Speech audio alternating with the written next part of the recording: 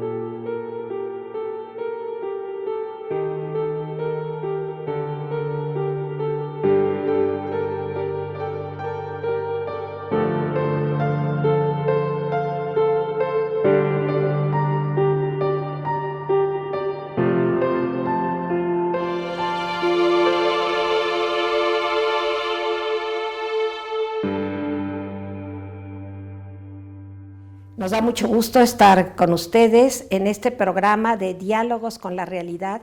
Es un programa de la Universidad Iberoamericana Puebla.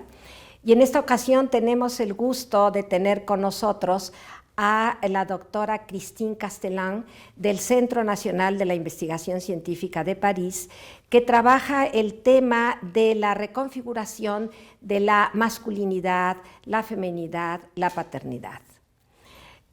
Soyez la bienvenue, Christine Castellan.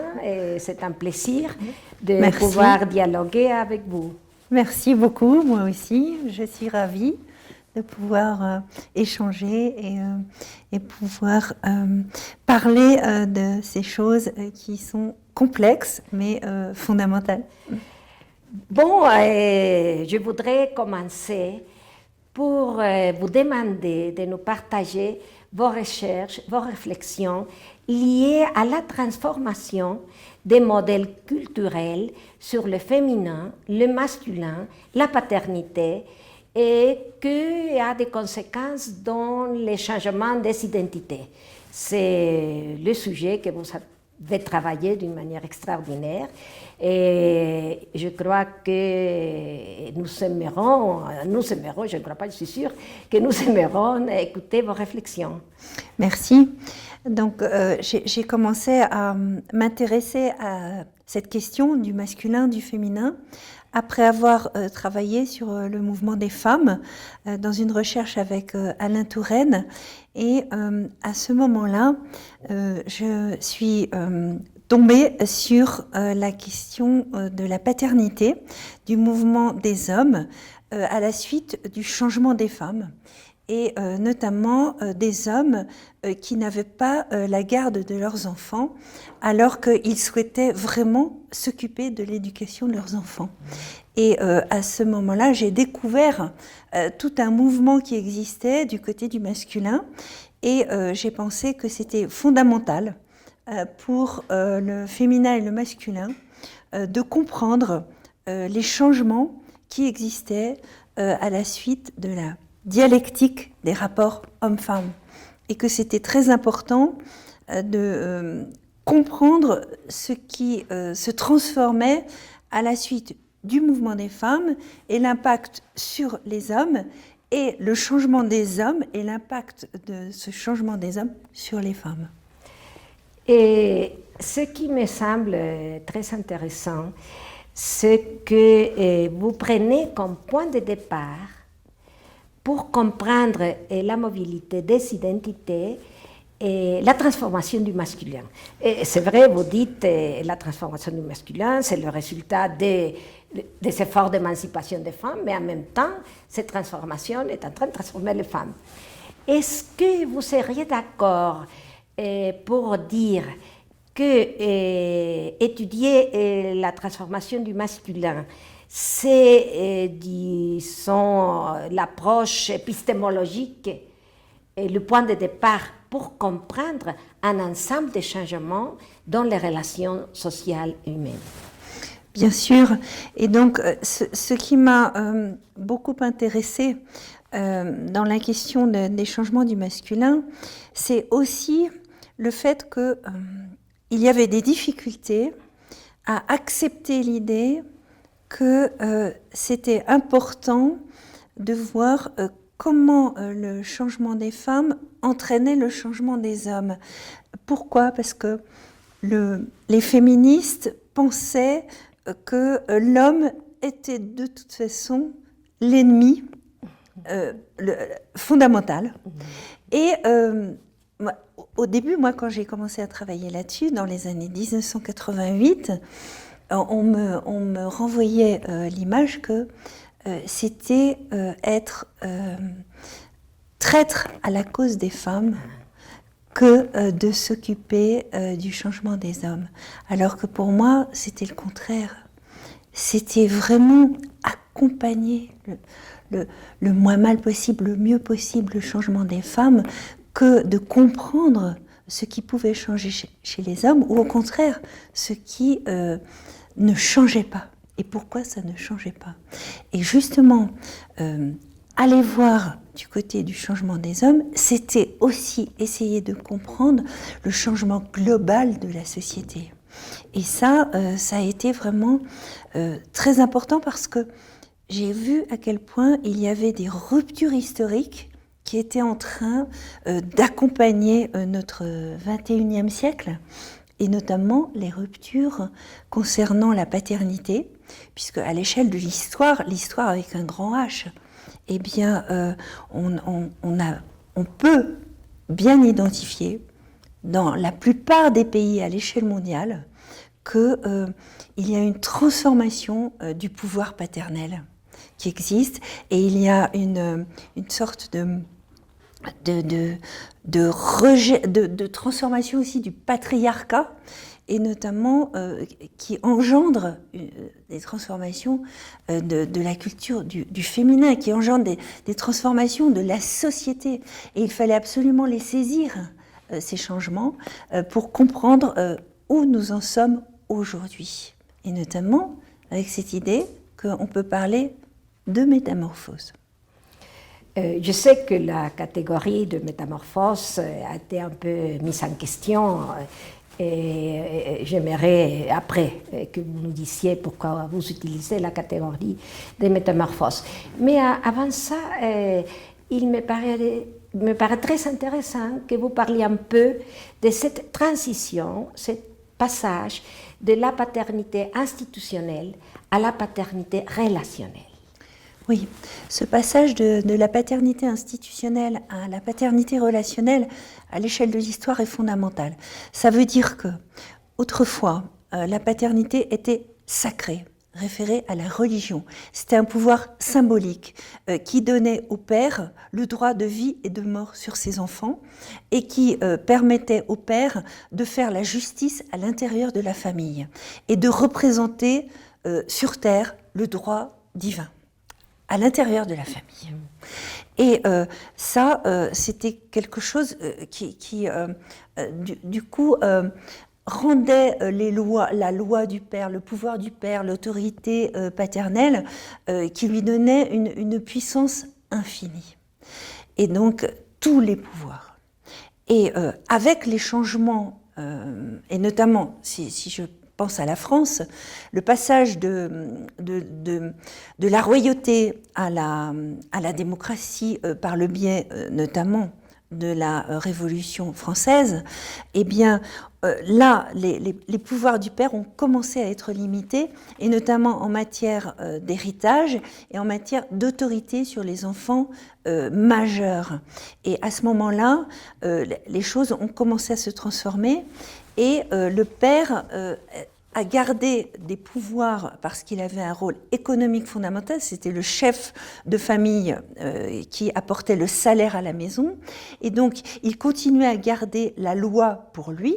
Mais ce qui est intéressant, c'est que ensuite, quand la famille s'est transformée, donc en France dans les années 1970, on a perçu le changement très fort. La puissance paternelle a été remplacée par l'autorité parentale, c'est-à-dire le partage de l'autorité entre l'homme et la femme à l'intérieur de la famille. Et tout ça a symbolisé les transformations de la famille, et notamment la façon dont le père perdait ses pouvoirs dans le sens de cette toute-puissance et pouvait exercer son rôle de père, non plus grâce à l'institution familiale qui se transformait, mais grâce à sa capacité à créer lui-même du lien avec l'enfant. Donc on voit bien qu'il n'avait plus la justice systématiquement pour lui, il n'avait plus le rôle défini une fois pour toutes par l'institution familiale pour lui, c'était à lui de construire le lien avec l'enfant, et notamment de le construire et de le maintenir, y compris quand il y avait séparation conjugale avec la femme. Et donc là, on voit bien que tout se transforme, parce que c'est à l'homme, par sa capacité à construire le lien à l'enfant et la relation, la qualité de la relation avec l'enfant, qui va faire la paternité. Donc c'est quelque chose de beaucoup plus improvisé, de beaucoup plus incertain, et qui passe aussi par la capacité à entretenir de bonnes relations avec la femme. Et dans vos travaux, vous parlez de ces changements qui sont, disons, positifs, qu'on fait face d'une manière positive, mais vous parlez plus il y a des changements, plus il y a aussi des résistances. Et il y a un aspect, une masculinité défensive et même plus violente en même temps qu'il y a des changements dans le sens contraire. Vous pouvez nous dire un peu ça, parce que vous avez travaillé au Chili, en France, en Algérie, au Yémen, en Syrie, donc dans des pays et des cultures et des classes sociales très diversifiées. Qu'est-ce que vous avez trouvé au niveau de ces tensions ? Oui, ce qui m'a beaucoup impressionné, c'est qu'à l'échelle mondiale, j'ai à la fois trouvé du changement, du masculin, là où on aurait pu penser qu'il n'y avait pas du tout de changement, tellement le machisme était fort. Mais j'ai trouvé du changement, et j'ai trouvé aussi, en même temps, et l'un va avec l'autre, de la résistance au changement, et du masculin défensif, et du masculin offensif, et de la violence, et notamment pour maintenir la domination masculine. Et c'est ça qui est impressionnant, c'est à quel point plus ça change, et plus les résistances au changement augmentent. Et c'est ça qui crée des tensions et de la complexité. Pourquoi ? Parce que finalement, le masculin défensif augmente, parce qu'il y a une perte de pouvoir du côté du masculin. Donc il y a un sentiment de descendre du piédestal, et le sentiment que l'émancipation des femmes, cette peur que l'émancipation des femmes entraîne la disparition du masculin. Et donc l'enjeu est énorme pour un certain nombre d'hommes, et notamment quand je pense en Algérie, la culture kabyle, et dont parlait notamment Bourdieu dans La domination masculine, perdure de manière très forte, et j'ai trouvé effectivement des situations de couple où des hommes dont les femmes travaillaient, ces hommes disaient « mais elle travaille, c'est sa responsabilité à elle », comme si finalement ça n'avait aucune incidence sur la vie familiale, y compris économique, une manière de nier la participation économique de la femme, et donc disant la femme, ma femme, elle travaille, c'est son choix, moi ça ne me regarde pas, ça ne m'intéresse pas, et moi je continue ma manière d'être homme comme autrefois, et être homme, c'est être surtout à l'extérieur, avoir une vie publique, et la vie de la femme, c'est à la maison, et c'est de faire des enfants, et comme faisait ma mère. Et donc, cette femme avait 7 enfants, elle travaillait, elle ne voyait pas comment mener sa vie, elle n'avait pas la possibilité, elle n'envisageait pas de pouvoir divorcer parce qu'elle aurait perdu la garde de ses enfants qui aurait été à son mari avec la loi algérienne. Et donc, ce que j'ai senti chez elle, c'est cette grande détresse, elle n'avait pas d'issue. Et donc, la seule issue possible pour elle, c'était de tomber malade. D'autant plus qu'elle se levait très tôt le matin, il y avait la prière, elle faisait à manger pour toute la famille, etc. Donc cette négation de l'affirmation sociale de la femme, cette négation de l'affirmation de la femme comme femme, autrement que comme épouse et mère, eh bien, entraînait véritablement du désespoir du côté féminin. Et ça, bien sûr, je l'ai rencontré partout, dans tous les pays, dans toutes les cultures, bien sûr, de manière plus forte dans certaines cultures, mais j'ai aussi rencontré du masculin en changement, y compris dans les cultures les plus traditionnelles, et c'est ça qui, moi, me donne un immense espoir, c'est qu'il y a véritablement un grand nombre d'hommes qui ont envie aussi que ça change et qui ont envie d'aller vers le respect de l'égalité, le respect des droits des femmes, avec le fait que plus les femmes sont heureuses, plus elles s'émancipent, et plus l'homme aussi va être heureux, et plus les enfants vont aussi pouvoir avoir une vie meilleure. Et comme le disait Stéphane Hessel, le bonheur est contagieux. Merci Christine. C'est vraiment très intéressant tout ce que vous avez observé, tout ce que vous avez analysé au sujet du féminin et du masculin. Pues continúen con nosotros porque vamos a seguir platicando con Christine Castellán de estos temas que nos parecen verdaderamente vitales. Continuamos con nuestro programa Diálogos con la Realidad con la doctora Christine Castellán. Christine, on était en train de parler, je t'avais dit qu'il me semble qu'on a mis en question ton concept de métamorphose, qu'il semble un concept très fort pour parler du changement du masculin. Est-ce que tu peux nous dire pourquoi tu as choisi ce concept? Je préfère parler de métamorphose plutôt que de crise du masculin, parce que c'est un terme qu'on utilise souvent pour parler des transformations du masculin, et ça me semble erroné par rapport à la réalité que nous vivons, à savoir que il y a de la décomposition des modèles traditionnels et qu'il y a de la recomposition de nouveaux modèles qui sont plus référés à l'égalité et au respect de la différence de la personne. Et de la personne, quel que soit son sexe, quel que soit son genre. Et c'est ça qui me semble très intéressant.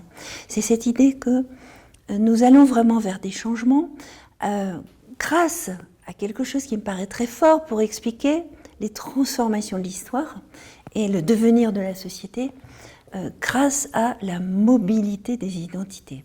C'est-à-dire que Tocqueville, qui a étudié la démocratie en Amérique, nous a dit qu'on était sorti de régime féodal, royal, de la royauté, et on était passé vers la démocratie par le biais de la mobilité sociale, la possibilité pour les individus de changer de catégorie sociale. Il me semble qu'aujourd'hui, ce qui est moteur, ce qui est vecteur de changement, c'est la mobilité des identités, c'est-à-dire la possibilité pour les individus de choisir les manières de s'affirmer, d'orienter leur vie, de construire leur vie, quel que soit le sexe, le genre, et y compris en s'opposant à des normes et en créant leurs propres références en fonction de leurs besoins et de leurs aspirations et de la recherche de sens et du sens qu'ils donnent à leur vie. Et ça, c'est fondamental parce que, du coup, certes, on peut dire le masculin, le féminin se transforment, mais finalement, ce qui importe, c'est le devenir de l'individu, quel que soit son sexe, quel que soit son genre. Et il me semble que tout ce qui est en train de se passer du côté du féminin, du masculin, va dans ce sens-là. C'est-à-dire permettre à la personne, à l'individu, quel que soit son sexe, son genre, voilà, de s'affirmer en choisissant sa manière de s'affirmer et, si possible, et c'est là que moi je suis très optimiste, si possible, en comprenant mieux le rapport à soi, en prenant plus en considération sa subjectivité et la sensibilité, l'émotion, et en ayant cette capacité à être dans l'estime de soi et le respect d'autrui. Et notamment autour de la compréhension des droits de chacun. Et ça me paraît fondamental. Et c'est la raison pour laquelle, moi, par rapport aux études de genre, je dis à la fois c'est fondamental, c'est essentiel, et tout le travail de Judith Butler sur tout ce qui concerne la performativité du genre est fondamental, mais en même temps, je trouve qu'il faut sortir de certaines impasses sur laquelle on débouche, on va déboucher si on continue à raisonner sur les différences du masculin, du féminin. Non, ce qui importe, c'est comment l'individu va construire sa liberté et choisir d'être, y compris dans l'estime de soi, le respect d'autrui, à partir de cette volonté d'être en société et de respecter le lien. Et par exemple, quand moi j'ai étudié des mails envoyés par des hommes et des femmes à une revue masculine sur la sexualité, ce que j'ai trouvé vraiment passionnant, c'est que aujourd'hui, des hommes, des femmes disent « Je cherche à être le moins mal possible, le mieux possible avec l'autre, le plus en accord avec mon corps, avec mes désirs, avec mes attentes de plaisir, et en respectant l'autre, et en prenant en considération les désirs et les attentes de l'autre. » Et du côté du masculin, c'est quelque chose qui change très fort à l'échelle de l'histoire. Pourquoi ? Parce que avant, c'est les femmes, il y a 30 ans, qui voulaient tout avec l'homme. La communication, l'émotion, la sensibilité, la bonne sexualité, l'érotisme, faire un enfant, et avec le même partenaire. Les grands-pères, les arrière-grands-pères, les arrière-arrière-grands-pères, en fait, avaient l'habitude d'aller, par exemple, le dimanche, y compris parfois avec des copains, chez les prostituées, dans les maisons closes. Et cela faisait partie des distractions des hommes, et c'était intégré dans la vie des familles. Et ce qui change, notamment par rapport à tout ça aujourd'hui, c'est que un certain nombre d'hommes, des jeunes générations, y compris, souhaitent avoir une qualité relationnelle avec la personne avec qui ils partagent la vie et avec qui ils partagent, y compris l'éducation de l'enfant. Et ceci est fondamental. Pourquoi ? Parce que à l'échelle de l'histoire et des transformations du masculin et du féminin, on comprend bien que les enfants observent et sentent tout ce que vivent les parents. Et c'est fondamental pour eux de voir aussi que les parents cherchent la qualité du lien en se respectant, en respectant l'autre à travers cette vie quotidienne qu'ils mettent en place. Et j'ai trouvé la même chose aussi du côté de la vie domestique, qui est pourtant un thème qui demeure encore très tabou. Et on parle beaucoup du travail invisible des femmes qui font tout à la maison. Mais ce qui est intéressant, c'est que du côté des jeunes générations, on sent aussi des changements très importants, à savoir que l'homme aussi cherche à avoir une autonomie dans la vie domestique et à pouvoir aussi contribuer à cette vie familiale, à combiner la vie professionnelle, la vie familiale et à faire aussi sa part, comme l'histoire du colibri ce petit colibri, et le feu brûle dans la forêt, et il va chercher de l'eau à la rivière, et il apporte sa petite goutte d'eau pour essayer d'éteindre l'incendie. Et les autres oiseaux lui disent « Mais qu'est-ce que tu fais? Ça sert à rien ce que tu fais, ça va pas éteindre l'incendie. » Mais en fait, si, l'idée c'est que chacun fait sa part. Et du coup, ça, pour moi, tout ça, c'est le symbole de la démocratie de l'intimité, la démocratie domestique qui est en train de se mettre en place, même si c'est complexe, et qui est en train de se mettre en place, et qui est une garantie pour aller vers l'égalité entre les hommes et les femmes, et le respect de la différence. Et quand je t'écoute, toute ces réflexions, je sais que tu fais un grand effort pour rendre visibles des émergences très positives un peu partout. Mais j'aimerais te poser la question, est-ce que tu trouves cela dans toutes les classes sociales, dans toutes les personnes de différentes possibilités économiques, de reconnaissance? Bien sûr que la question est délicate. Bien sûr que c'est ça qui est délicat. C'est à quel point dans la société actuelle, l'individu doit construire sa vie, doit affirmer son identité. Et pour y parvenir, et pour choisir l'orientation de sa vie, il doit disposer de grandes ressources, des ressources économiques, des ressources culturelles, des ressources affectives, sociales. Et bien évidemment, on va trouver des personnes qui ne vont pas posséder ces ressources. Mais j'aimerais aussi casser l'image qui consiste à dire que le changement positif, on va trouver le changement positif surtout du côté des classes aisées, des catégories sociales aisées. Parce que moi, ce qui m'impressionne aussi, c'est que dans les classes populaires, il y a aussi cette volonté d'aller vers l'estime de soi, le respect d'autrui. Et notamment, je pense à des hommes qui disaient « J'ai vu ma mère malheureuse, j'ai vu mon père qui ne faisait rien à la maison. Et quand je suis devenue adolescent et qu'il disait à mon frère et à moi, toi tu débarrasses ça, toi tu mets ça dans l'évier, toi tu... Et je lui ai dit, mais et toi papa, tu fais quoi? Tu fais quoi dans la maison? Et toi papa, tu crois que maman elle est heureuse d'avoir tout à faire à la maison?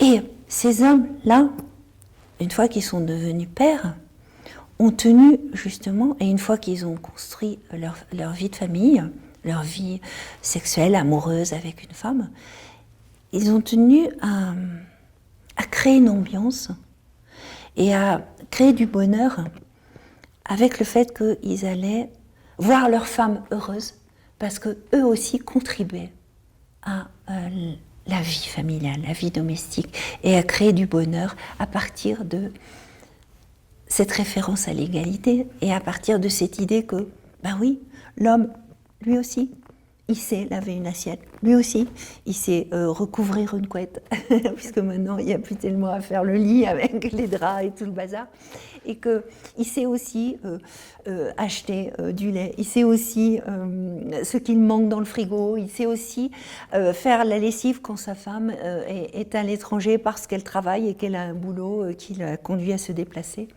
Et donc, pour moi, tout ça, c'est quelque chose de très positif, mais bien sûr, ce qui est fondamental, bien sûr, c'est la répartition économique entre les individus.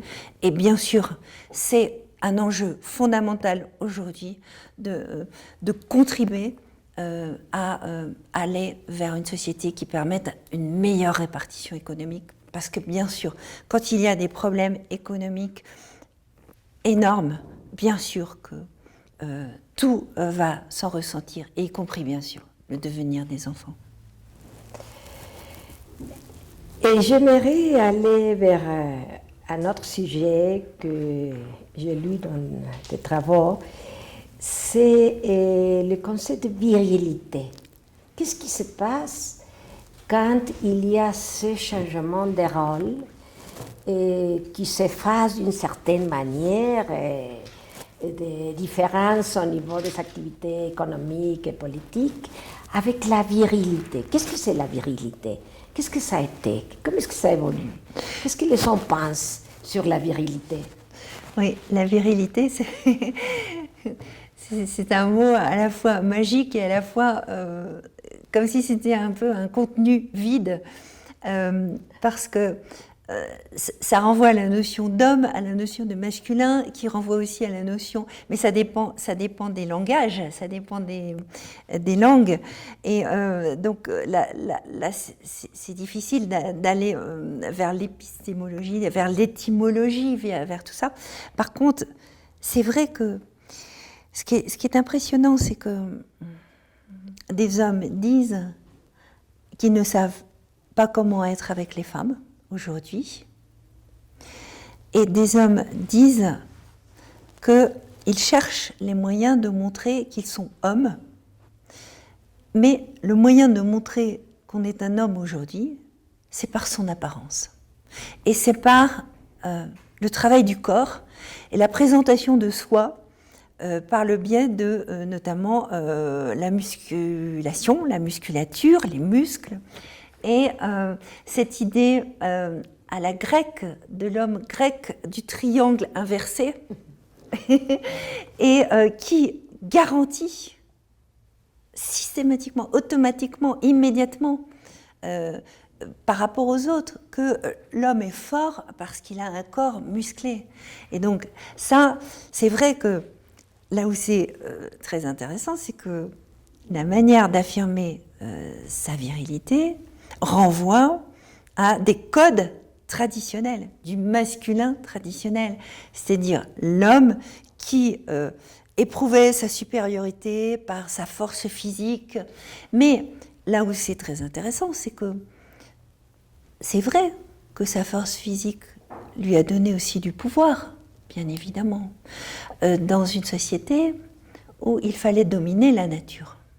Mais dans une société très technologisée, où finalement on n'a plus besoin de la force physique pour produire de la valeur, pour produire des marchandises, et bien pour produire des biens, et bien c'est ça qui se passe, c'est que c'est comme si la force physique qui s'exprimait par la musculature était en train de devenir quelque chose qui se séparait de la vie économique, de la vie sociale, de la vie, voilà, et qui devenait un moyen, voilà, j'entretiens mon corps, et notamment, on trouve du côté des catégories sociales qui ont du mal éventuellement à s'affirmer d'un point de vue économique par rapport à des femmes qui vont avoir des salaires importants, par exemple. Eh bien, on va trouver des hommes qui vont chercher le moyen de se sécuriser, de trouver de prouver leur virilité en faisant du bodybuilding et en faisant de la musculation. Ça, c'est très intéressant parce que ça montre une espèce, un processus de maturation où on ne sait pas très bien comment exprimer la virilité. Et on choisit un mode tout à fait d'autrefois. Oui, un code. Et qu'est-ce que tu peux nous dire sur la féminité? Alors, la féminité, moi j'ai envie de dire que plus les modes de vie des hommes et des femmes se ressemblent, plus il y a cette volonté, il y a des déplacements qui s'effectuent, et la femme va aussi exprimer d'emblée sa féminité par une manière de présenter son corps et de s'occuper et de travailler son corps aussi, y compris par tout le biais des soins du corps, des soins esthétiques y compris de la chirurgie esthétique, en mettant en scène systématiquement sa féminité par le biais des formes que nous connaissons. Mais qu'est-ce qui se passe alors avec les différents, la diversité sexuelle, les différentes identités sexuelles dans son expression, leur expression extérieure? Oui, je voulais juste dire quelque chose qui pour moi me semble un danger, bien sûr. C'est l'utilisation des individus comme des objets, et des objets sexuels, y compris les hommes aujourd'hui, bien sûr les femmes, et notamment dans la pornographie, bien évidemment, la femme est utilisée comme objet sexuel. Et moi, j'ai eu à faire des conférences avec des stars du porno, des femmes stars du porno, qui disaient à quel point, quand elles avaient commencé à devenir actrices du porno, elles ne pouvaient plus en sortir. Et elles ne pouvaient plus trouver d'autres emplois, d'autres jobs, même que continuer à être star du porno. Et que tout ça handicapait profondément leur vie, y compris même pour être engagées comme vendeuses, comme elles avaient été repérées sur Google et sur Internet comme stars du porno. Et quand elles avaient un copain et que les parents réalisaient que cette femme était star du porno, et si jamais cette femme voulait devenir mère d'un enfant, mais elle avait un travail considérable à faire de réhabilitation au sein de la vie sociale, qui était quelque chose. Alors ça, c'était une petite parenthèse, mais je voulais dire surtout aussi qu'il y a une hypersexualisation des petites filles qui est dangereuse. Vraiment, c'est un sujet à continuer à parler. Voilà, c'est un sujet très fort, oui, très important. C'est très fort. Oui. Como ustedes ven, los temas son verdaderamente actuales y vamos a una pausa para continuar con ellos. Continuamos con nuestro programa Diálogos con la Realidad con la doctora Christine Castellan. Christine, tu étais en train de nous partager tes recherches au sujet de la façon dont on exprime actuellement la féminité, la masculinité. On parlait de la diversité sexuelle aussi et de la manière dont les expressions corporelles sont actuellement très importantes. Est-ce que tu peux continuer à nous parler de cela? Les expressions corporelles permettent à l'homme, à la femme, d'avoir un mode de vie qui se ressemble et en même temps d'affirmer sa différence par son apparence, par son corps, dans une société où le corps est devenu très important parce qu'on est dans une société de l'image, de la communication, et dans une société où c'est très important de sentir aussi un bien-être fondamental, et y compris aussi dans la manière de choisir comment on veut être. C'est-à-dire qu'autrefois, si je prends l'exemple des hommes, autrefois, le corps des hommes importait peu si, dans la mesure où ils avaient le pouvoir économique, la loi pour eux, ils pouvaient être gros, moches, sentir mauvais, comme des ours mal léchés. Mais ce qui était fondamental, c'est qu'eux, ils avaient le pouvoir, ils pouvaient claquer des doigts et ils pouvaient séduire n'importe quelle femme parce que c'est eux qui avaient l'argent, c'est eux qui avaient le pouvoir, c'est eux qui avaient la puissance. Aujourd'hui, ça, c'est en train de disparaître. Et donc, c'est intéressant de réaliser que l'homme doit faire des efforts par rapport à son corps aussi, et par rapport aux soins qu'il apporte à son corps, y compris pour être dans une relation avec une femme. Mais en même temps, on comprend que ce soit parfois délicat pour les hommes d'être en relation avec les femmes, parce que les exigences des femmes augmentent aussi. Parce que les femmes commencent à identifier mieux leurs plaisirs, leurs désirs, avoir des exigences par rapport à la qualité de la relation, y compris la qualité de la relation intime, profonde. Et du coup, un certain nombre d'hommes ne savent plus comment être avec les femmes et ils vont éventuellement trouver une complicité plus satisfaisante, y compris pour leur ego, avec d'autres hommes. Et donc, on peut comprendre à quel point il y a de la complexité aujourd'hui en ce qui concerne l'affirmation des hommes, l'affirmation des femmes, les relations hommes-femmes, les relations entre hommes, les relations entre femmes. Mais on va trouver aussi ça du côté des femmes. C'est-à-dire le fait que des femmes ont du mal à supporter les comportements des hommes, y compris aussi, et notamment quand la femme attend un enfant et que l'homme réagit de manière violente, ou quand la femme vient de mettre au monde un enfant, et que l'homme, pour se réassurer dans sa virilité, aura besoin de séduire une autre femme, au moment où lui n'a plus toute la place dans le couple, parce qu'il faut faire la place à un autre être, à ce petit enfant, et sachant que la femme est parfois aussi beaucoup en fusion avec l'enfant, et donc l'homme a le sentiment qu'il existe moins. Donc il va chercher à se réassurer par une relation de séduction avec une femme, et éventuellement être dans une relation d'infidélité avec la femme.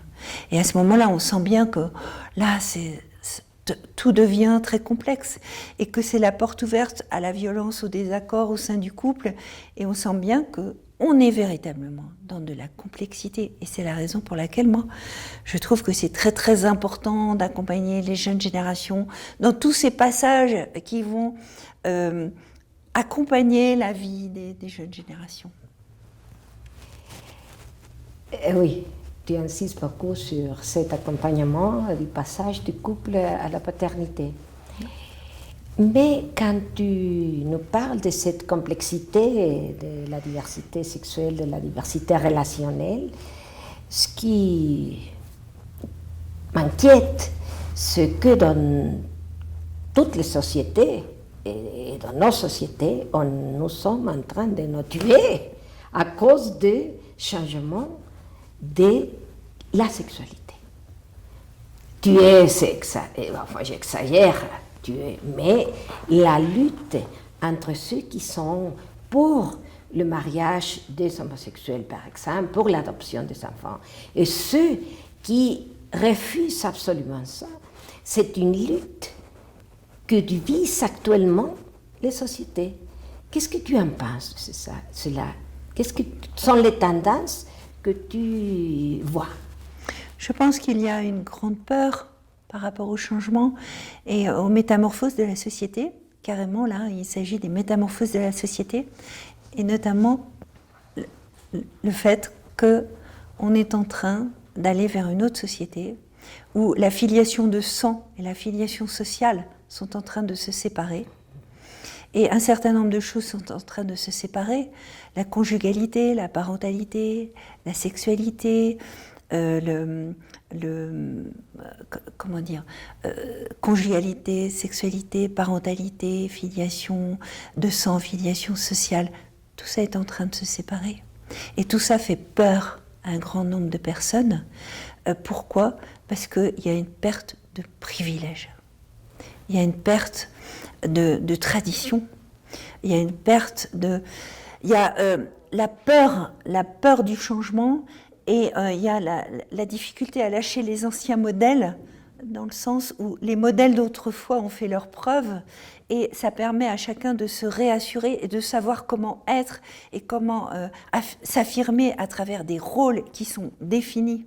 Là où aujourd'hui, chacun doit redéfinir les rôles, contribuer à la redéfinition des rôles. Mais ce qui me semble très très intéressant et très positif, c'est que par ailleurs, il y a toute une catégorie de la société qui se débarrasse de tout ce qui empêche le respect d'autrui, l'estime de soi, et ça c'est fondamental, et notamment tous les stéréotypes qui ont empêché de vivre de manière libre et satisfaisante, et dans le bonheur, et dans le respect d'autrui, dans le respect des droits de chacun. Et donc, plus on va se débarrasser des stéréotypes qui empêchent de voir l'autre comme un être vivant qu'on va respecter, et ben mieux c'est pour la vie sociale, mieux c'est pour la qualité du lien, parce que on va se débarrasser de tout ce qui empêche l'expression de la sensibilité, de l'émotion, le respect de l'autre et la compréhension d'autrui, parce que du coup on va pouvoir créer de la relation libérée de tout ce qui nous emprisonne et de tout ce qui a fait des catégories, comme si la femme c'était la nature, l'homme c'était la culture, comme si l'homme c'était le divin, la femme c'était tout ce qui était le profane. Et aujourd'hui on est en train de recomposer tout ça, et de manière très créative. Et ce qui compte, c'est de percevoir l'autre comme un être vivant, et qu'on va chercher à comprendre en se tournant vers la créativité et le respect de la créativité de l'autre.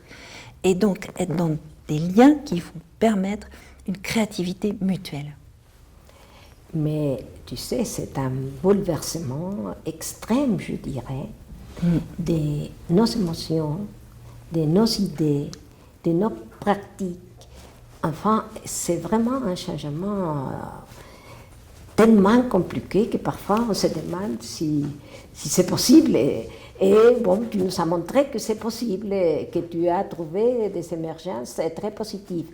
Tu as trouvé des émergences très positives par rapport à des constructions familiales et des relations homme-femme, homme-femme, enfant. Est-ce que tu as trouvé des communautés au-delà de la famille, différents modèles de famille que tu as recherchés? Est-ce que tu as trouvé cet effort de changement de mentalité dans des collectivités, dans les pays où tu as travaillé? Moi, ce qui m'a beaucoup impressionnée, c'est que depuis le temps que je travaille sur la paternité, sur la sexualité des hommes, des femmes, le rôle de la mère, l'éducation des enfants, c'est à quel point, au début, dans l'ensemble des associations, des institutions, que ce soit familiales, professionnelles, ou des associations de quartier, etc., il n'y avait que des femmes qui s'intéressaient à la question du changement. Et aujourd'hui, c'est ça qui m'impressionne. Autour de tous ces sujets-là, la violence, la sexualité, la paternité, la maternité, l'arrivée au monde de l'enfant, la volonté de mieux concilier le travail et la famille, et aussi tout ce qui concerne les lois à l'intérieur de l'entreprise, tout ce qui concerne la conception de la hiérarchie de valeurs, avec cette idée qu'on est dans une société où on se préoccupe surtout de la performance, du profit, de l'impératif du profit, de la performance, de la compétition. Eh bien, il y a cette recherche d'une autre hiérarchie de valeurs qui renvoie plus au souci de l'être plutôt que de l'avoir. Et ce qui m'impressionne, c'est que maintenant, dans tous ces lieux dont je parle, associatifs, de réflexion, de savoir comment être mieux avec l'autre, mieux dans l'éducation, mieux, voilà. Il y a des hommes, des jeunes générations qui sont présents, et des hommes qui sont, pour certains, homosexuels, pour certains séparés, pour certains dans des familles recomposées, pour certains célibataires, pour certains, etc. Et maintenant, ils sont présents. Ils s'intéressent à toutes ces questions qui, jusqu'à présent, étaient des questions qui semblaient ne concerner que les femmes. Et pour moi, là, c'est un immense changement. Merci Christine, vraiment tu nous as donné un panorama extraordinaire sur cette mobilité des identités dont tu parles souvent dans tes travaux, qui nous donne une clarté énorme face à un problème très complexe. Et je crois qu'il faudra dans l'avenir continuer ce dialogue. Et il faudra que tu reviennes à Puebla et que tu puisses nous partager d'autres recherches que tu es en train de faire actuellement, parce que nous avons vraiment besoin de réflexion et de réfléchir sur ces sujets tellement profonds et importants pour notre époque. Merci, merci beaucoup. Pour moi, ça a été un moment formidable, passé au Mexique, à Puebla, avec vous tous qui avez vraiment créé une dynamique intellectuelle et une dynamique, une chaleur humaine extraordinaire. Et je vous remercie, j'ai vécu des journées fantastiques grâce à vous. Merci Christine, merci beaucoup. Muchas gracias por su atención. Terminamos nuestro programa de Diálogos con la Realidad con la doctora Christine Castellán del Centro Nacional de la Investigación Científica de París.